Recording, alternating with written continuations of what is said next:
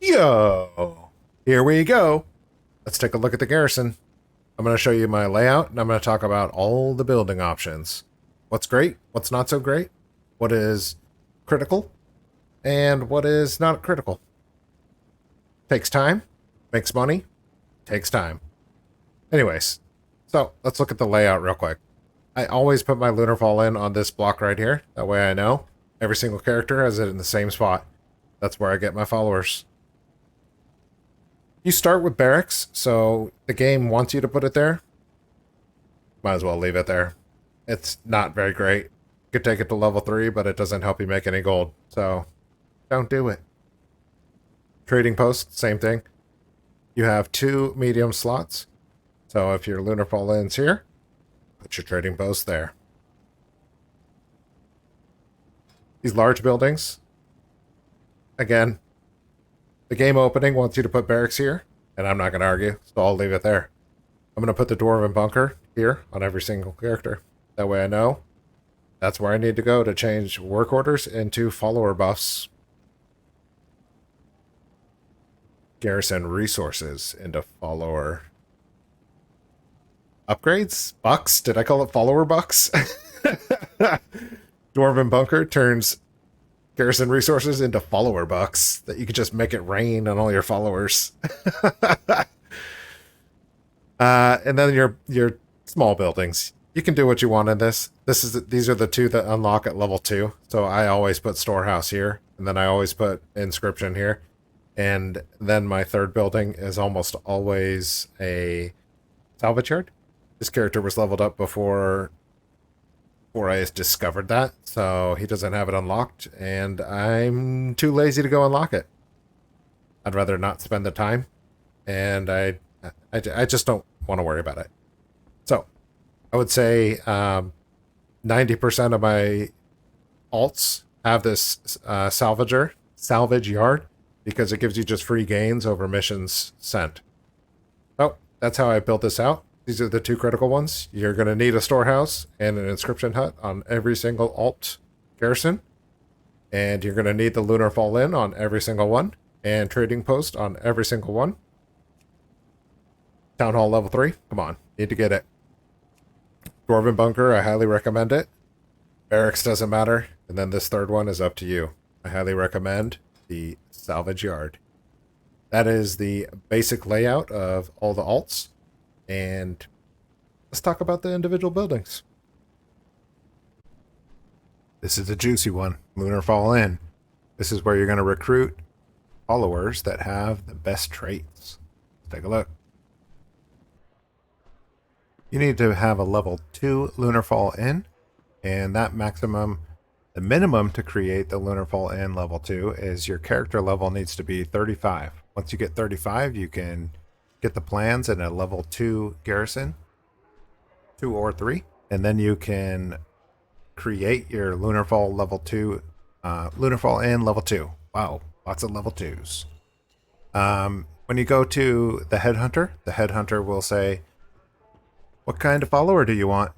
You could get followers for specific missions, or you could get followers for the professions. Inscription, enchanting, tailoring. It's up to you, whatever you need. Or, primarily, you're going to want this extreme scavenger. You'll notice pretty much every follower has the extreme scavenger. So, once a week, at the weekly reset, you'll be able to recruit one of these. So you go ahead and recruit one. Once you set your missions of interest in your Garrison table, you'll get some stats on these followers. If you look at the top, it says the average of 1.2 groups. That means, or 0.2, it will help 0.2 groups at max level. Not great. It also only improves 3 mission groups. The Lessons of the Blade, Spring Preening, Overcoming Adversity. This one is 0.7 groups that it'll help, and it's 2 missions. This is 1 mission. These are pretty horrible. So, I like this one better because Primal Spirits are more valuable than Apex crystals and reroll tokens. I'm going to go ahead and hire this one. See you around.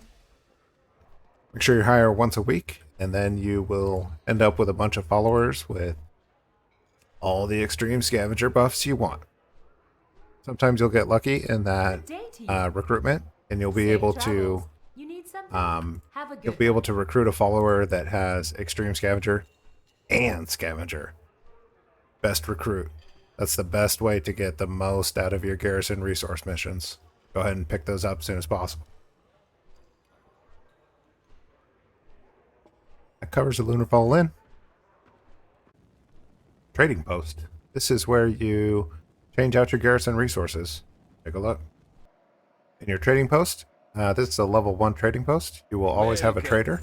The trader will sell you garrison resources for anywhere from 16 resources to 40 resources for the price of one garrison resource. Garrison commodity? Let's call it that. Always buy the herbs, anywhere from 16 to 20 and 24. That'll bring your average to 20 garrison resource per herb, which is gain. You do have some work orders here. You could turn work orders in for gives you more resources. You don't need to change. If you're changing garrison resources into herbs, you don't want to change herbs back into garrison resources, folks. That doesn't make sense. That pretty much covers the basics of the trading input. Trading post. Trading impost. Trading port. Trading post. Talk about that dwarven bunker. Level 2. You want level 2 so that you can dump work orders into it and get upgrade tokens for your followers. Let's take a look. This is where I'd put my work orders if I had some. So, this is the dwarven bunker, level 2. You got a quartermaster here that sells some transmog items. You're going to get them through, I don't know. It's up to you. If you want them, get them. You really want the work orders. So dump these work orders on the regular clear schedule. And then if your followers are not all level 675, I recommend not spending your resources, your garrison resources on herbs and actually buying the dwarven bunker rush orders for 1,000 apiece. This way you can level up your followers' eye level very fast. You're gonna, with that dwarven bunker, you're gonna be pumping out those follower eye level. That's it. Let's take a look at that storehouse. Storehouse is excellent, level 3. There is a quest that you need to pick up. I think it's 1,000 raw gold off drops in Warlords of Draenor. Just run the dungeon that has the train. Just run it over and over again. You can run it 10 times in an hour. So after you pick up your 1,000 gold, upgrade your storehouse to level 3. You only have to do that achievement quest on one character across your whole account. Then all of your storehouses will upgrade to level 3. Gotta do it. It sucks, but we gotta do it. Storehouse gives you access to your personal bank, and it gives you access to your guild bank, and it gives access to your transmogrifier. Oh. And it has a transmog guy in there. I was gonna say void storage. You can also put stuff in your void storage. Ultimately, you are definitely going to want your guild bank in your garrison so that you can restock your resources to pump into more work orders. And you're going to want easy access to your banker to drop in all the stuff you don't want to carry in your inventory. Storehouse level 3, one of the critical buildings in the garrison. Go get it. Let's take a look at the juice. Scribes Quarters. This is Cards of Omens, Warlords of Draenor Inscription. This is what everybody uses to pump out gold straight through their garrison. Let's take a look. You need it to be level 3. More work orders can be allowed in level 3, and you need a follower in there that has the inscription trait. There's a quest line for Admiral Taylor, or you can recruit one at the Lunar Fall Inn if you don't want a quest. Let's take a look. Okay, Scribes Quarters. Every Scribe Quarters has your follower in there, and it's got a scribe, and it's got the work orders guy. You need So, something? what See you need to around. do to create work orders is you need cerulean pigments. Your Warlords of Draenor herbs turn into pigments, which pigments go through the work orders and turn into war paints. And then war paints See you later. can be crafted into cards of omens. Each card is worth on average 4.65 after a few million times popped over. The average is over plenty of characters. A lot of testing's gone on this. I've popped about 1.3, 1.4 million myself, and my average was 4.6, I think. So that's how this works. You buy herbs, you turn them into cerulean. Cerulean turns into war paints. War paints turns into cards. Cards turn into gold. Pop that card open. That card was worth 50 silver. There are cards in here that are worth up to 6,000 gold. So average, each one is worth 4.65, 4.6, somewhere in there. If you buy these herbs for 1 gold or less, you're making plenty of gold. I forget what it was. It's a lot. I think it's like 30 or 40% profit. Maybe 100% profit at 1 gold. I'm not sure. Just buy it under a gold, turn it into cerulean, turn it into war paint, turn it into pop the cards, sell the cards. Light bless you. Anything else about the Scribes Quarters? Need help? I don't think so. About it. Take a look at the Salvage Yard. Salvage Yard level 3. You unlock this by doing a quest, and the quest line is character specific, so you have to do it across however many characters you want to Salvage Yard. It is right after the Admiral Taylor quest, so at level 30 you can go do the Admiral Taylor for your inscription follower, and you can follow it up with the Pinch Whistle quest chain to unlock your Salvage Yard, and then just get passive returns off of your Garrison missions.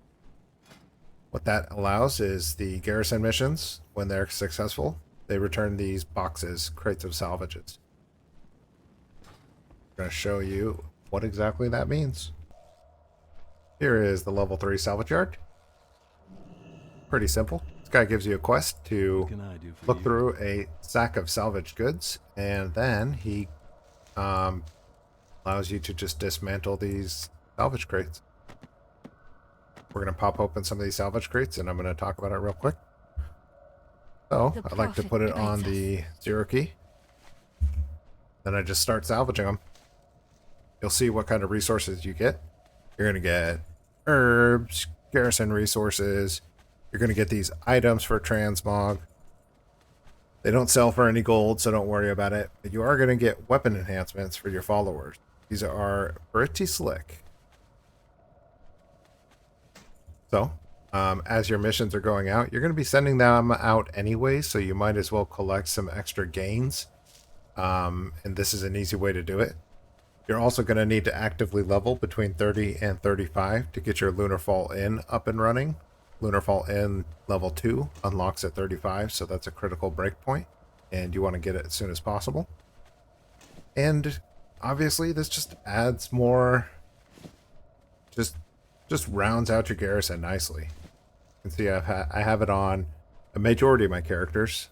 These are mostly the characters that I actively leveled once I found out about this Salvage Yard. And it's just free gains. You're going to send out the mission, collect the gains. Salvage Yard.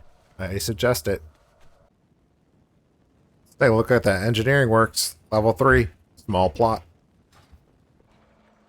Engineering Hut's pretty straightforward. Takes work orders and turns them into gear spring parts. Gear spring parts turn into Warlords of Draenor items. Looterang, Swap Blaster, Goblin Gliders are good. Let's see what else is in there. Ultimately, you're going to need to purchase... You're going to need to craft this daily. This is the Secrets of Draenor Engineering. You craft that, and then you use that to buy the recipes for those other items. So you're going to need one for Blinktron. You're going to need one for a handful of these. There's about 5 items in here. Wormhole cells, World Trinker cells, Swap Blaster cells, Personal Hologram cells, Mechanical Scorpid cells, Axebeak cells, Frostspore cells, Findle's cells, and you need that Blinktron. So you need about 8 of those. Anyways, Engineering Hut, you do want one of these for at least those items. And you can craft these work orders, and these work orders do turn into money because these gear springs, you'll need these gear springs to craft those items. Let's craft a Findle's, might as well. Or just... Another thing that sells is these Gnomish Army knives. 5 gear springs. These sell all day long on the auction house. I'm sure they sell on yours. You're going to want to have a bunch of these to craft and to sell in your auction house. So, engineering. Warlords of Draenor Engineering. Worth having at least one of these huts. You might have a need for more of those items, so you could have a couple of these huts. I would suggest 1, 2, 5. I think I have like 3. It's not bad. I like it. One of the small building plots is the Enchanter Study. Let's take a look at it real quick. This building, you can add a follower with a enchanting trait to create more work orders. The work orders take Draeneic dust and they turn them into fragments of temporal crystals. It's not ready yet. This used to be far more beneficial to creating temporal crystals. However, the global commodity, these are being sold for 5 gold apiece. So you determine if that's worth it or not for you. There is a piece that I promise will be worth it. And that is the Tome of Illusions for Draenor. So you're going to want to create a character with all the Tomes of Illusions on there. And Draenor is one of them. This does sell in the auction house on server specific. This is good gains. Do you need the hut to do it? Not really. You can also get that Tome of Illusions recipe from Storm Shield. So, that's the Enchanting Hut. If it's worth it for Draeneic dust into temporal crystals, that's up to you.